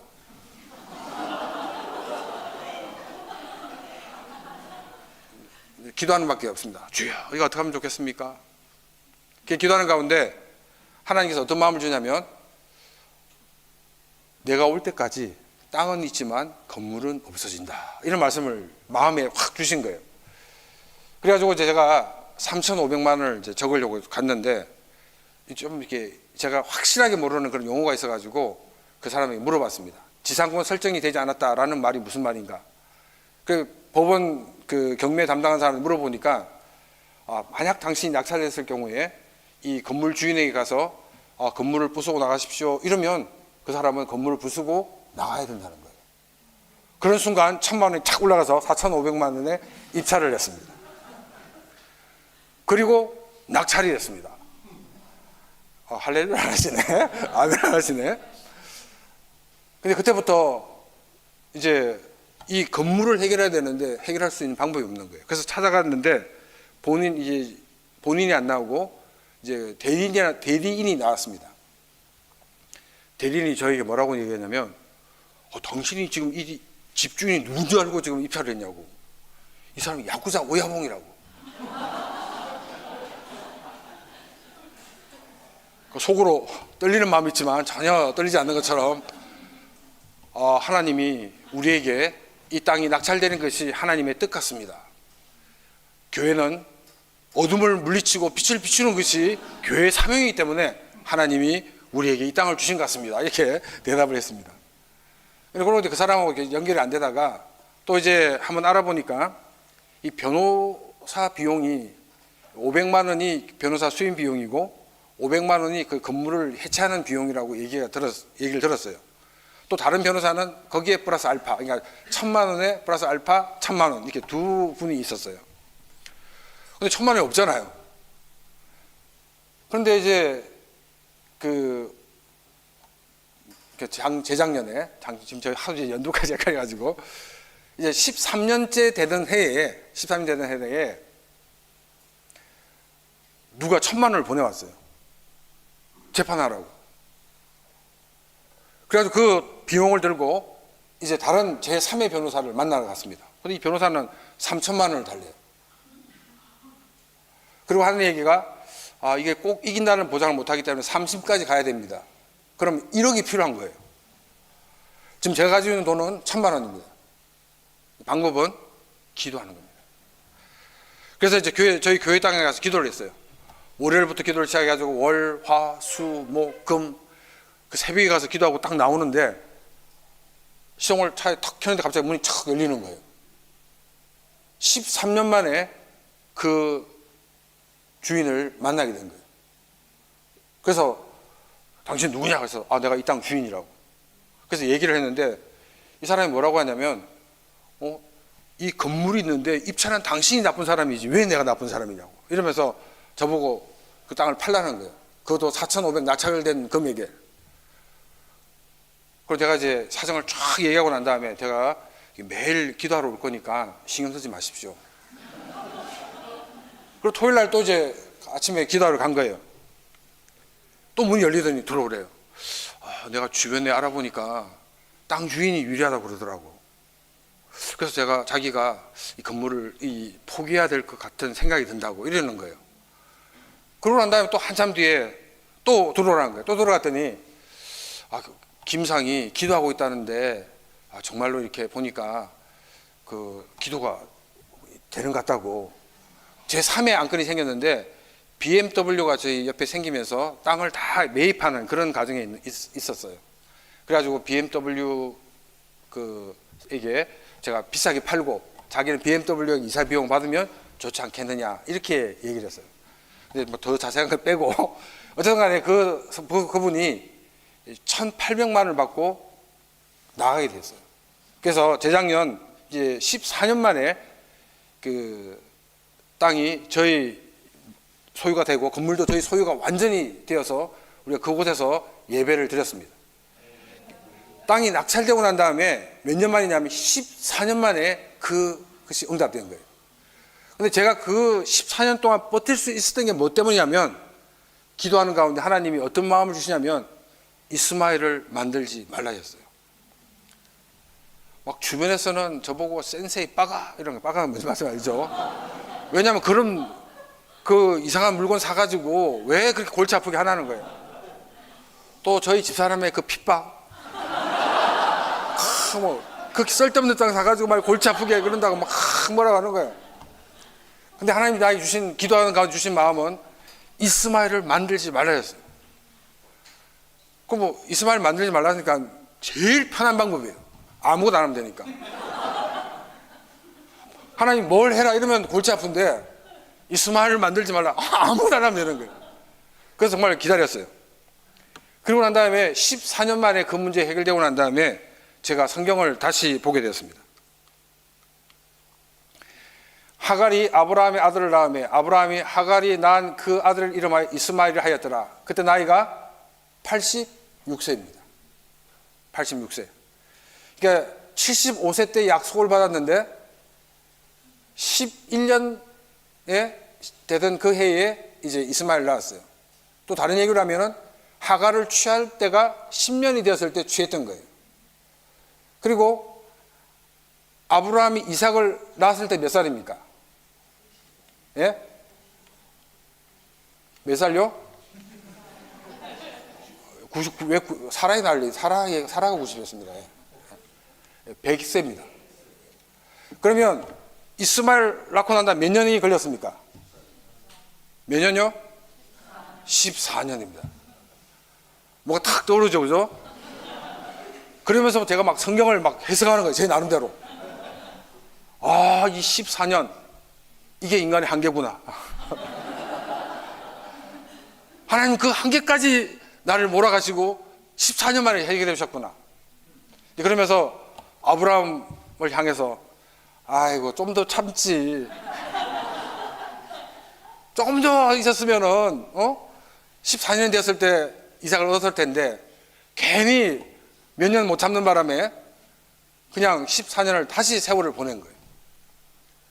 무슨 말씀이냐면 우리 인간이 포기하는 게 언제냐면 99%나 98%에서 많이 포기합니다.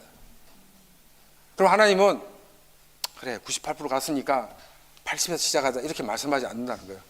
다시 원전 0에서 다시 시작해라. 아니 우리가 98까지 갔는데 99까지 갔는데요. 그래 그게 문제야. 1%가 부족하고 2% 부족한 거, 0.1% 부족한 게 바로 믿음이 없는 거야 라고 말씀하신다는 거예요. 근데 이 사라의 마음은 우리가 또 이해를 해줘야 돼요. 왜냐하면 자기는 지금 이미 갱년기를 지나서 아기를 가질 수 없어요. 남편 나이가 점점 들어요. 근데 가나안의 법이 있는데 이 가나안의 법이 여주인의 이 여종을 주인에게 첩으로 주고 아기를 낳을 경우에 그 아기는 정실의 자녀가 됩니다. 하나님께서 이 방법을 통해서 일을 하셨구나. 그런데 그것은 하나님의 방법이 아니었어요. 왜냐하면 하나님의 때가 아니었기 때문에. 하나님의 때가 되면 하나님은 하나님의 방법대로 일을 하신다는 거예요. 아기를 가질 수 없던 그 사라가 아기를 낳고 이삭을 낳게 되었다는 거예요. 우리의 실패의 원인은 뭐냐면 방법의 문제가 아니라 하나님의 때를 기다리지 못하는 거예요. 하나님의 때를 기다리지 못하면 누구 손해냐면 자기 손해입니다. 왜냐하면 다시 14년을 시작해야 되기 때문에. 우리가 끝까지 인내하면서 그 하나님의 때를 기다리는 이것이 바로 믿음의 모습이라는 거예요. 그러면 저는 그 함께 요셉의 일이 생각났습니다. 저는 성경을 읽으면서 제일 궁금한 게 뭐냐면 왜 요셉은 보디발의 집에서 전체를 관리하는 높은 지위까지 올라갔지만 야곱에게 연락을 하지 않았을까? 여러분 그거 생각해 보셨습니까? 네. 이상하잖아요, 그죠? 아니 밑에서 너무 바빠가지고 너무 힘들어서 편지를 못한다면 이해 가는데 보디발의 집에서 상당한 위치가 된 사람이 아버지에게 연락을 하지 못한 것, 저는 그게 무언가를 생각해 봤습니다. 요셉은 하나님의 비전을 알고 있었고 하나님의 때를 기다리고 있었기 때문입니다. 자기가 나서게 되면 하나님의 방법이 생기지 않고 하나님의 때가 되지 않아서 일을 그르칠 수 있기 때문에 기다렸던 것입니다. 그런데 그 기다린 결과가 무엇입니까? 보디발의 아내의 유혹을 뿌리친 죄로 감옥에 갇히게 되었습니다. 내가 하나님 말씀을 붙들고 하나님의 약속의 때를 기다렸음에도 불구하고 오히려 더 나락으로 떨어져 버리고 말았다는 것입니다.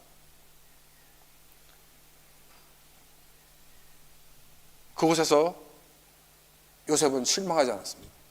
그곳에서도 하나님의 사람으로 살았습니다. 하나님의 때가 되었을 때 요셉은 총리가 되었습니다. 강간 미수범인 그 노예가 감옥에서 나올 수 있는 것도 불가능한 일이었고 그 사람이 총리가 되는 것은 더 불가능한 일이었습니다.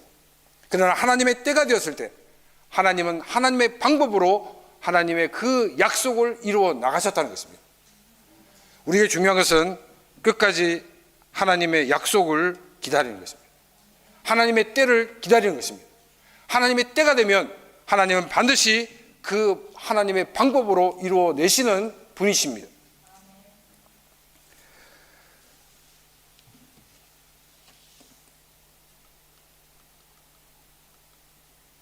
사역지를 소개하면 일본은 크게 4개의 섬이 있는데 제일 위의 섬은 홋카이도라고 합니다. 우리 북해도라고 많이 하죠. 이 어디를 초점 맞춰야 됩니까? 네, 홋카이도. 네, 여기가 이제 혼슈라고 합니다. 그리고 밑에 있는 섬을 시코쿠라고 하고, 그리고 여기를 큐슈라고 합니다. 그러니까 제가 있는 지역은 바로 어디냐면 바로 이 큐슈입니다. 지도 보이죠? 여기를 큐슈라고 하고, 그리고 이 큐슈 가운데 이곳을 후쿠오카 켄, 우리가 얘기하면 후쿠오카 이제 도라고 우리가 얘기할 수 있죠. 그리고 여기에 있는 이 후쿠오카 시가 이제 제가 사역하고 있는 곳이고, 인구는 약 160만 정도 되고 있습니다. 저희가 처음 갔을 때 140만이었는데 인구가 많이 늘었습니다.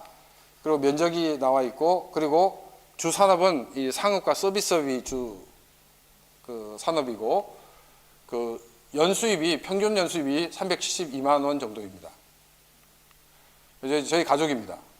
여기 이제 김용민, 최상호, 송유선 잘 아실 거고, 이제 저희 큰애가 김혜찬, 그리고 며느리가 이수린, 그리고 손자가 김세아입니다. 네, 그리고 이제 둘째가 김주한, 지금 만 29입니다. 아직 독신입니다. 그리고 이제 저희들 이 사진이 가족이 같이 모여 찍을 수 없었기 때문에 돌 때 찍은 사진입니다. 지금 우리 손주는 이제 이만큼 컸습니다. 네. 그리고 이제 현재까지 사역 과정을 보게 되면 저희들이 지금 제가 제 눈이 지금 안 보여요. 몇 년이죠? 네, 죄송합니다. 예? 2001년 8월에 제가 선교사로 이제 일본에 처음 돌아와서 선교사가 되었고, 그리고 이제 8월에 CCC 협력으로 제가 선교사로 나가게 되었고, 그리고 12월에 일본 선교사 결단을 하고, 그리고 1월에 그 CCC하고 협력을 이제 조인하고, 그리고 이제 필리핀에서 6개월간 훈련을 받았습니다. 그리고 이제 그 8월에 이제 선교사로 입국을 하게 되었습니다. 그리고 난 다음 이제 2003년 5월에 후쿠오카 안디옥 교회를 개척을 하였습니다.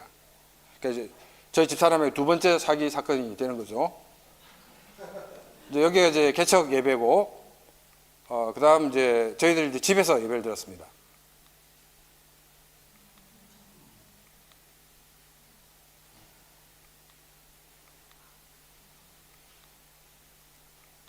이건 이제 첫 번째 크리스마스인데 주변의 사람들을 초청해가지고 이제 일본인들도 왔고 한국인들도 같이 이렇게 와서 첫 번째 크리스마스 예배를 드렸습니다.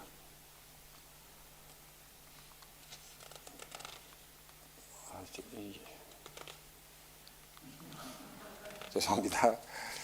예, 그리고 이제 그 2005년 1월부터 2월까지 두 달간 그 GM에서 특별과정을 받고 2005년 그 7월에 진주 성남교회에 파송을 받았습니다.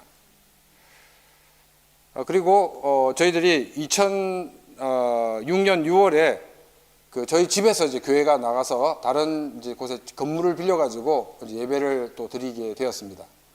거의 설렁강 수준이. 그래서 그 우리 선교사님들도 저희 교회를 보고는 아니 이런 곳에서 교회를 하지 이렇게 의문을 가졌다고 이제 나중에 얘기를 들었습니다.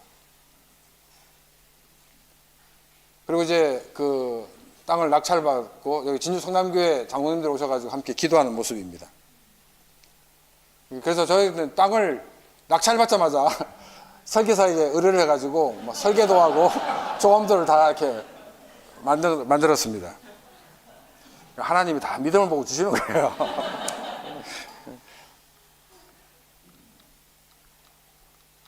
그리고 2022년도 11월 15일에 그 문제가 해결되고 여기서 지금 예배를 드리고 있습니다. 이제 이게 실내이고, 그리고 이제 저희들이 개척한 지 20년 만에 간판을 처음 달았습니다. 왜냐하면 이제 개인 그 집이기 때문에 못하는 거고, 또 어떤 데는 그 지역 자치회에서 간판을 달지 못하게 하는 지역이기 때문에 못하고 있다. 여기는 상업지역이기 때문에 마음을 편하게 가지고 이 간판을 달았습니다. 그리고 이제 작년에 저희들 교회가 이제 개척 20주년이 돼가지고 예배를 드렸습니다. 홈카밍 데이도 하고, 이건 홈카밍 데이 예배고, 이거는 이제 그 후쿠오카 주변에 있는 선교사님들 모시고 함께 예배를 드렸습니다. 2001년도에는 목사 선교사는 사실 저 혼자였는데 지금은 이렇게 많은 가정이 와서 이렇게 함께 사역을 하고 있습니다.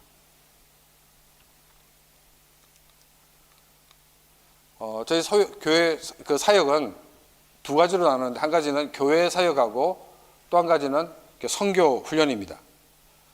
교회 사역으로는 전도하고 양육이 있고, 또 선교 훈련은 선교 교육, 다음 전도, 순교지 방문, 문화 행사가 있습니다.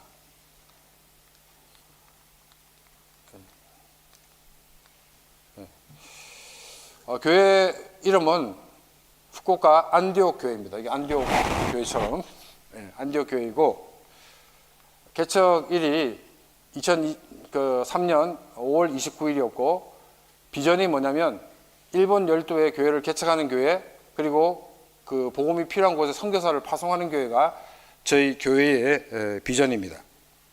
그래서 홈카밍데이 때 이렇게 같이 만나서 얘기하는 가운데 정말 이렇게 여러 곳에 흩어져 있는 그런 성도들이 정말 그곳에서 크리스찬의 역할들을 잘 감당하고 있고, 또 제가 말했던 그 17년 동안 상상했던 이제 미야자키에서 상상하다가 저희 교회에 온 그 부부는 요코하마로 이사를 가면서 저에게 뭐라고 얘기하냐면, 목사님, 요코하마에 있는 한국인 목사님을 소개해 주십시오 라고 해서 한국인 목사님이 있는 사역한 곳에 보냈습니다. 근데 그 목사님이 사모님하고 개척을 시작해 가지고 두 분이 예배를 드릴 때 그 부부가 가게 된 거예요. 그러니까 저희 교회 비전이 직접적인 건 아니지만 간접적으로 이루어 가시는 그런 하나님의 그 손길들을 볼 수가 있었습니다. 다음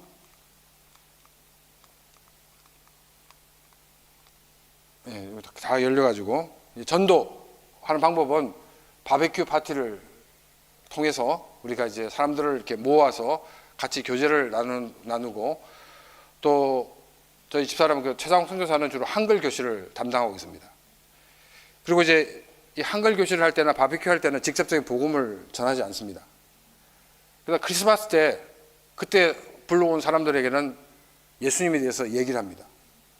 그럴 때 이 사람들은 거부 반응을 갖지 않습니다. 왜냐하면 예수님 생일이기 때문에. 그래서 이때 예수에 대해서 얘기를 합니다. 여기 보면 영상이 하나 있는데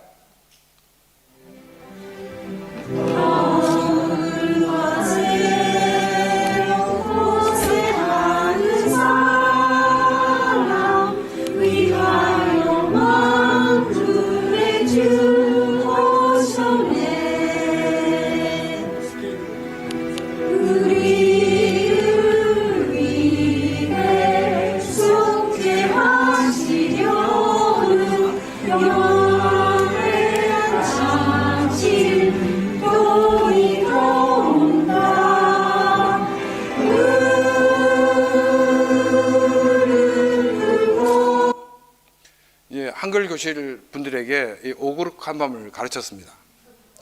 근데 여러분 한글을 그러니까 설명해야 되잖아요.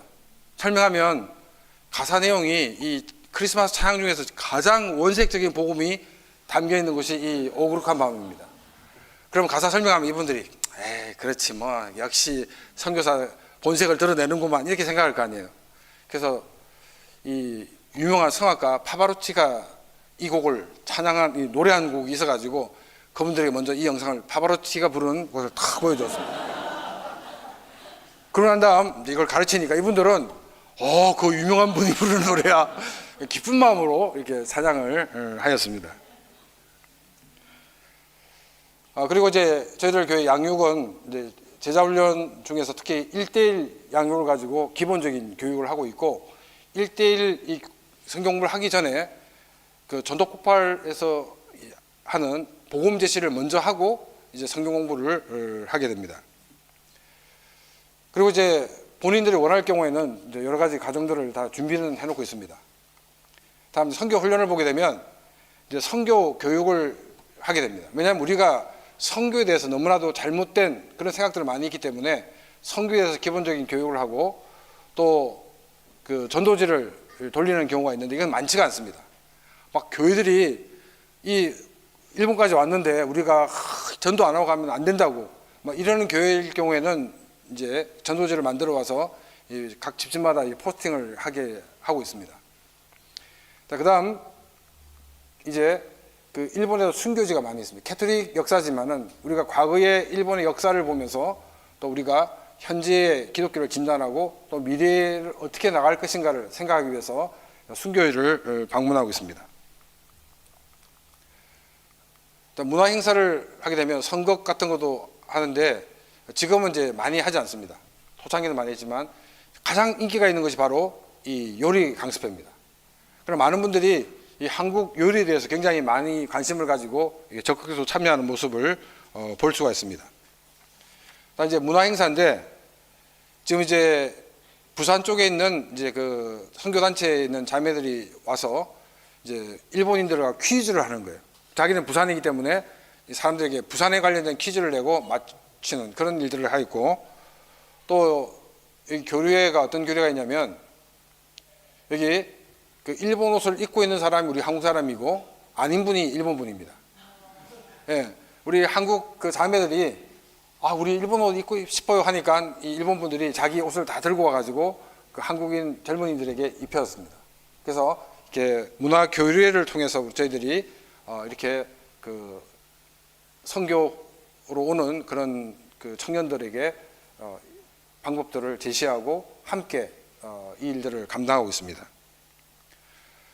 선교사의 무덤이라고 하는 이 일본에 선교에 꽂힌 교회 개척과 선교 훈련을 통해서 예수 그리스도를 심기 위해서 오늘도 이 우상의 나라에서 살고 있습니다.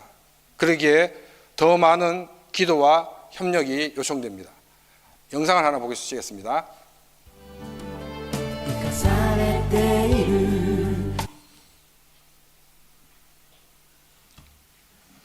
この日々主と共に歩もうどんな時も信じよう荒野には水が流れる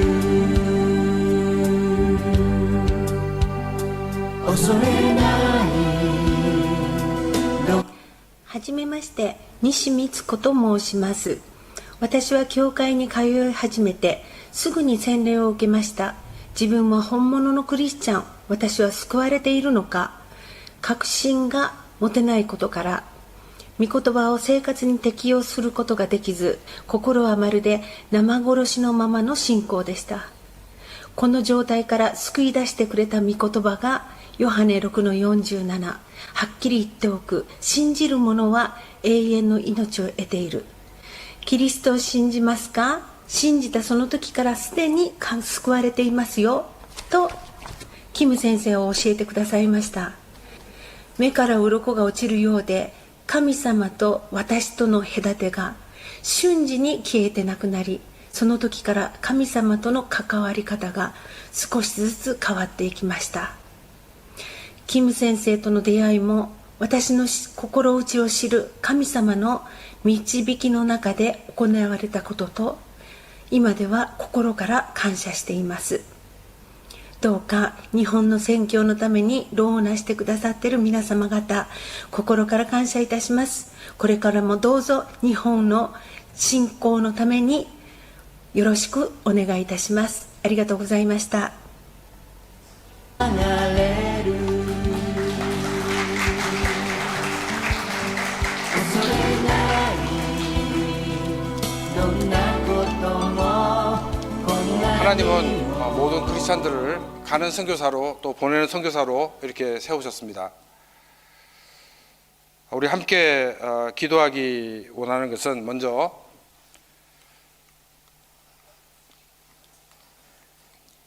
주님이 주신 비전을 이뤄가는 교회가 될 수 있도록 기도를 해주시기 바랍니다. 그래서 우리 이 비전이 앞에도 말씀드렸던 것처럼 일본 12개 교회를 개척하는 교회, 그리고 복음이 필요한 곳에 선교사를 파송하는 교회입니다.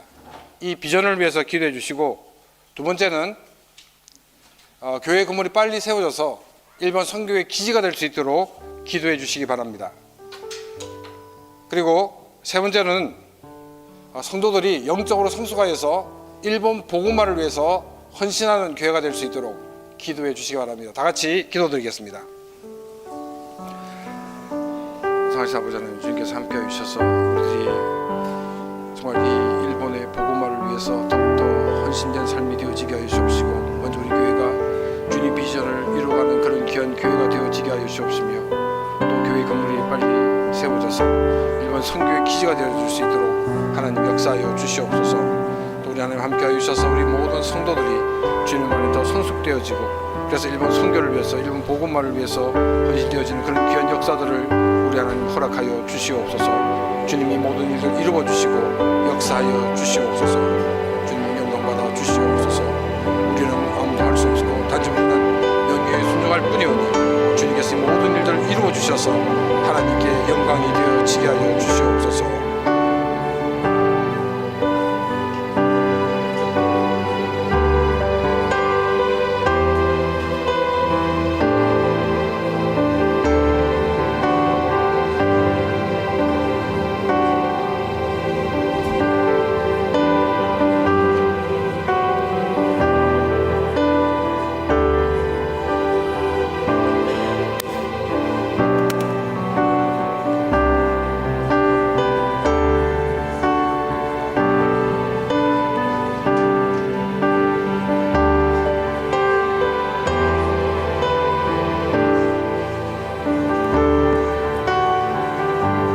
아버지 하나님,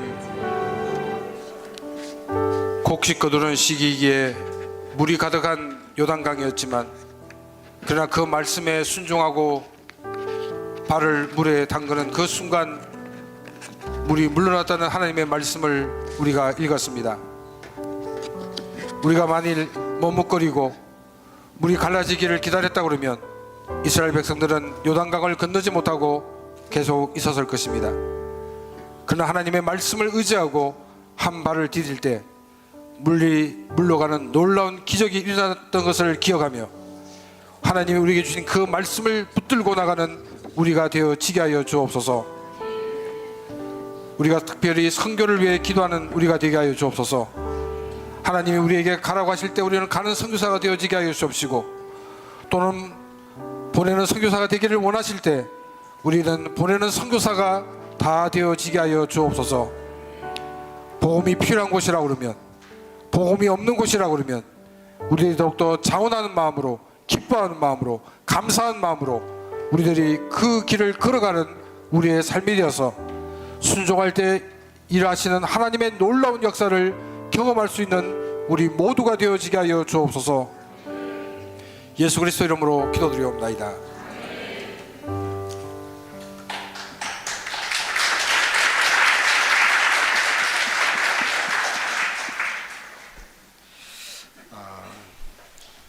우리 하나님께서 왜 김용민 선교사님을 일본으로 보내신지 알 것 같지요? 예, 저를 이곳으로 보내시고 저를 이곳으로 보내시고 그리고 또 김용민 선교사님을 일본으로 배치한 것은 하나님의 인도하심과 하나님의 뜻이라고 하는 것을 확인합니다. 우리 같이 함께 자리에 일어나서 찬양하겠습니다. 이곳에 임하신 하나님의 나라. 우리 찬양 후에 잠깐 목사님과 또 선교사님 후쿠오카 안디옥 교회에서 한 번 더 기도하고 목사님 나오셔서 축도로 오늘 집회를 마치도록 하겠습니다. 이곳에 임하신 하나님 나라 가난한 마음으로 바라보리라. 먼저 그 나라 그는 구하며 나의 삶 드리리. 주님이 맡기신 하나님 나라, 주님이 맡기신 하나님 나라, 믿음의 눈으로 바라보리라. 하늘의 뜻이 이 땅 가운데 완성될 그날까지 믿음 다하여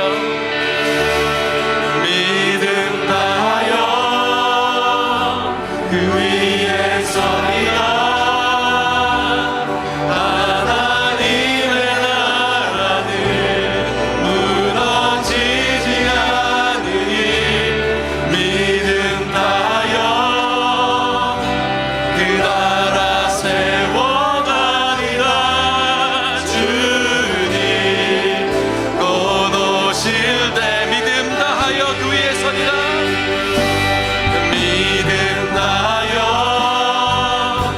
그 위에 서리라. 하나님의 나라는 무너지지 않으니 하나님의 나라는 무너지지 않으니 믿음 다하여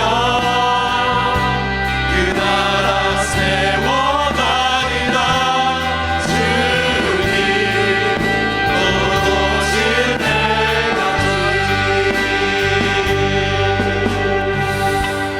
다시 한번 우리 이 시간 함께 기도하겠습니다. 선교 현장에서 버틸 수 있는 것은 몸이 버텨주어야 선교를 계속할 수 있습니다. 목사님 또 사모님 견뎌나갈 수 있도록 도와달라고 함께 기도하고, 우리 선교사님들 계속 말씀을 들으며 생각나는 것은 하나님의 은혜로, 하나님의 능력으로, 하나님의 축복으로 하나님께서 부르신 곳에서 사명 감당하고 있다, 그것을 다시 느끼게 되어집니다. 하나님께서 후쿠오카 지역을 늘 가슴에 품고 기도할 때 선교사님 네 분과 또 그 땅에서 수고하시는 모든 선교사님들, 하나님께서 강한 성령의 은혜와 능력으로 사역을 잘 감당할 수 있도록 하나님께서 축복하여 주시고, 우리의 가슴에 또 떨어져 있는 일본을 향하여서 어떤 잘못되어진 선교 패러다임이 아니라 복음적 성경적 선교 패러다임 가운데서 그 땅의 영혼, 니느웨 같은 그 땅이 회개할 수 있도록 하나님 역사하여 달라고, 복음으로 하나님 그 땅이 변화되어질 수 있도록 하나님 축복하여 달라고 우리 일본 선교를 위하여서 다시 한번 하나님 앞에 기도하겠습니다. 사랑하시는 우리 하나님 아버지, 주여 함께하여 주시네. 하나님께서 일본 선교사님, 우리 김영선 미사님과 또한 우리 사모님 하나님 지켜주셔서 그 땅에 하나님 감당해 나갈 수 있도록 건강을 지켜주시고, 감당하여 나갈 수 있도록 은혜도 허락하여 주시고, 감당하여 나갈 수 있도록 능력도 하나님 아버지 허락하여 주시기를 주님 앞에 기도합니다. 사랑하시는 아버지 하나님 앞에 정말로 그 땅을 위하여서 보내주셨다고 하는 것을 굳게 믿으며 그곳의 사역이 하나님의 도우심으로, 하나님의 인도하심으로, 하나님의 축복으로 사역이 계속 아름답게 진행되어질 수 있도록 하나님 도와주시고, 아버지 하나님께서 안디옥 교회가 하나님 앞에 굳게 설 수 있도록 하나님 도와주시기를 원합니다. 하나님 땅을 허락하여 준 하나님께서 그 땅의 교회를 건축하게 하여 주시기를 원하며 하나님의 뜻을 이루어나갈 수 있도록 우리 하나님 축복하여 주시기를 주님 앞에 기도하니 하나님 역사하여 주옵소서. 사랑하시는 하나님의 뜻을 이루어갈 수 있도록 우리 하나님 축복하여 주옵소서.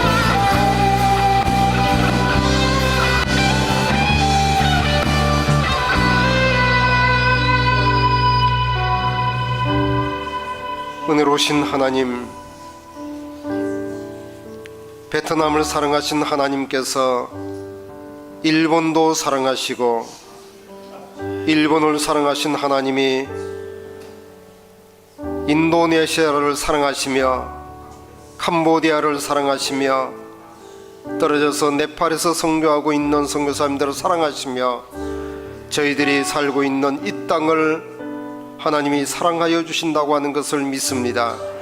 하나님의 사람을 통하여 하나님의 일을 하게 하여 주시며, 하나님의 사람들이 눈물로 기도하고 눈물로 복음을 전하며 그 땅에 하나님의 통치가 완전하게 이루어지는 그날까지 주님께서 세우신 선교사님 강하게 붙잡아 주시옵소서. 건강을 지켜 주옵소서. 생각을 지켜 주옵소서. 영성을 지켜 주옵소서. 그리하여 하나님의 뜻을 그 땅에 이루어 나갈 수 있도록 하나님 선교사님 네 분을, 그리고 함께하는 모든 성도들을 하나님이 축복하여 주옵소서. 예수님의 이름으로 기도합니다. 아멘. 이제 선교사님 나오셔서 축도하심으로 선교 집회 두 번째 집회를 마치도록 하겠습니다. 기도하겠습니다. 아오기 내가 왔고와 주 예수 그리스도의恵み 神の愛聖霊の交わりがイエス様の命令に従っているメルボルン聖書教会と生徒の上に豊かにあらんことを。アーメン。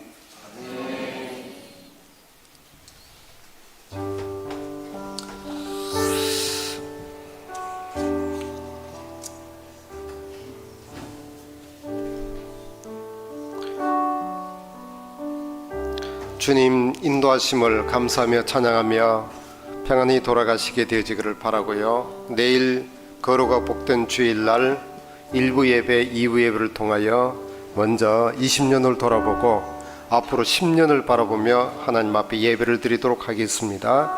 그리고 전심 식사 후에 인도네시아 우리 마지막 선교 집회를 통하여 선교 부흥회를 하도록 그렇게 하겠습니다. 편안한 밤이 되어지기를 바랍니다. 조심해서 돌아가십시오. 감사합니다. 믿음 다여 그 위 예수